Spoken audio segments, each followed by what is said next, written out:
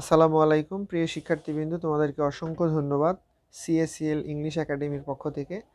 আজকে আমি আলোচনা করব বা আজকে আলোচনার বিষয় হচ্ছে সেমি মডাল নিয়ে, সেমি মডাল ভার্ব। আমরা ভার্বের ধারাবাহিক ক্লাসের অংশ হিসেবে আজকে আলোচনা করছি সেমি মডাল ভার্ব নিয়ে। তো আশা করছি সবাই সম্পূর্ণ ভিডিওটি দেখবেন এবং খুব সহজেই এখানে খুব সাবলীল ভাষায় প্রাণবন্তভাবে শেখানোর চেষ্টা করব সেমি মডাল ভার্বটা কী এবং কোথায় আমরা কিভাবে এটি ব্যবহার করে থাকি এবং এটি কাকে বলে।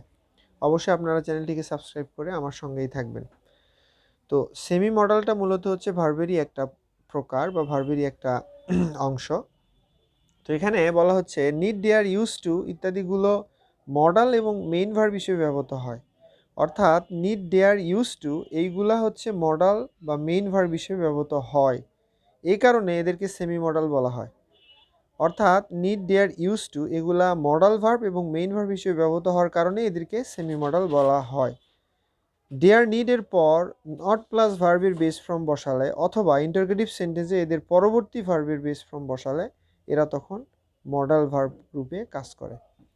আবারও বলছি, ডেয়ার, নিড এর পর নট প্লাস ভার্বের বেস ফর্ম, অর্থাৎ ডেয়ার, নিডের পর যদি নট প্লাস ভার্বের বেস ফর্ম বসায় অথবা ইন্টারগেটিভ সেন্টেন্সে এদের পরবর্তী ভার্বের বেস ফর্ম বসায়, অর্থাৎ নিড, ডেয়ার থাকবে এবং তার পরবর্তী যে ভার্বটি থাকবে সেটার যদি বেস ফর্ম বসায় তখনই তাকে আমরা মডাল ভার্ব বলবো এবং এটি হবে তখন মডাল ভার্ব রূপে কাজ করবে। তো পরবর্তীতে এর কারণটা হচ্ছে যে মডাল ভার্বের ন্যায় এদের সাথে এস, ইএস বা এনজি যুক্ত হয় না। মনে রাখতে হবে যে সেমি মডালে মডাল ভার্বের নেই এদের সাথে এস, ইএস বা এনজি যুক্ত করা যায় না, এদের পরে টু বসে না। অর্থাৎ এদের সাথে এস বা ইএস বা আইএনজি এবং টু বসানো যায় না। কোথায় বসানো যায় না?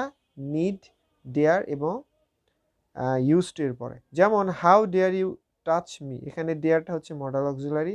How dare not touch me, এখানে ডেয়ারটা হচ্ছে আমাদের সেমি মডাল বা মডাল ভার্ব।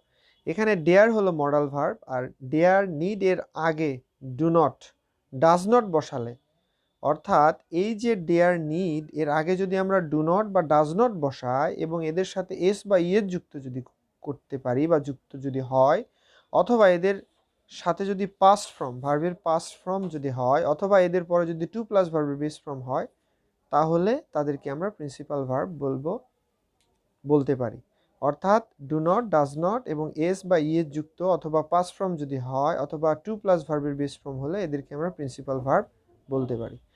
তো আশা করছি সবাই বিষয়টি খুব সহজেই বুঝতে পেরেছেন। সবাইকে ধন্যবাদ ভিডিওটি দেখার জন্য এবং আপনারা অবশ্যই চ্যানেলটিকে সাবস্ক্রাইব করে আমার সঙ্গেই থাকবেন।